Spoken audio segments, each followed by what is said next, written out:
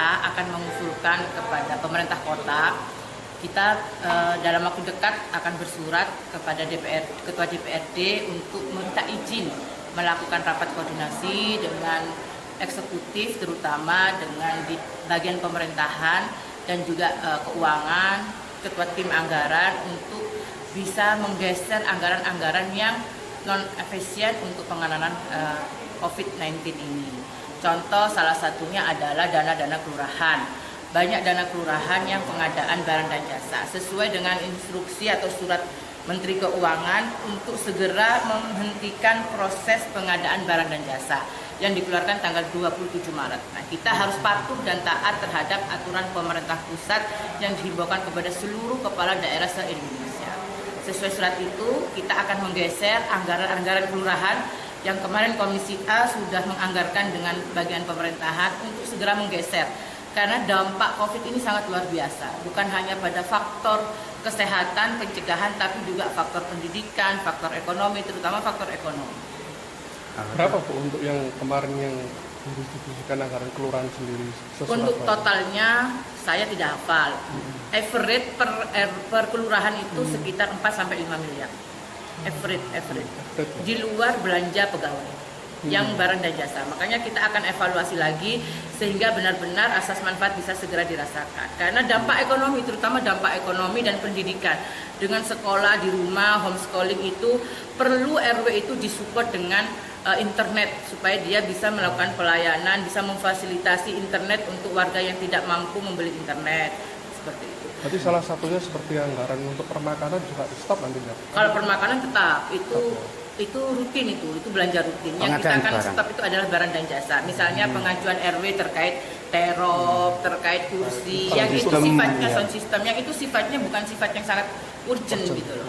Bisa ditunda dalam hal itu. Makanya kita akan mengusulkan pergeseran anggaran segera mengadakan MPAK, mendahului perubahan anggaran APBD. Itu langkah yang pertama. Langkah yang kedua, meminta wali kota untuk bersinergi dengan lembaga DPRD. Musibah COVID-19 ini bukan hanya musibah pemerintah, tapi ini adalah musibah global, musibah semuanya. Kalau kita tidak saling bergandengan tangan dengan stakeholder yang ada di Surabaya. Ini Surabaya ini banyak perusahaan-perusahaan, banyak pengusaha-pengusaha yang sudah banyak menikmati rezeki di kota Surabaya. Saatnya para pengusaha, saatnya para stakeholder untuk berbagi bersama-sama dengan pemerintah kota Surabaya. Menengah ke bawah masyarakat kita ini sudah sangat merasakan dampak 2 minggu di rumah. Bekerja di rumah, dirumahkan, ini sangat dampak. Makanya kita lepas semua ego kita jangan merasa mampu menghadapi musibah ini dengan sendirian. Tapi perlu sinergitas, perlu bergandengan tangan dengan seluruh stakeholder yang ada di Surabaya. Dengan adanya pembatalan anggaran di kelurahan itu kan otomatis kan harus ada sinergi dari Pemkot maupun DPRD kota.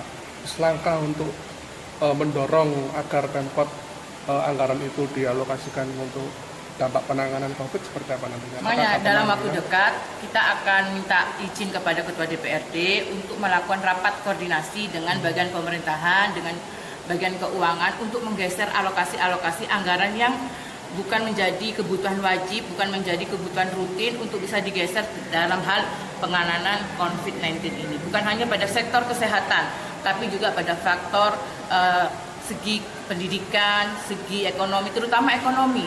Sekarang ini banyak barang-barang yang langka, sembako yang begitu melonjak, apalagi mau menghadapi Ramadan beberapa hari ke depan ini. Tidak adanya musibah aja kalau menjelang Ramadan harga-harga naik. Apalagi dengan wabah seperti ini pasti banyak orang-orang yang mempunyai duit itu menimbun bahan-bahan pokok. Ini yang tidak kita inginkan seperti itu. Rencana kapan Bu untuk koordinasi sama? Mudah-mudahan minggu ini kita bisa segera menggelar rapat koordinasi dengan eksekutif.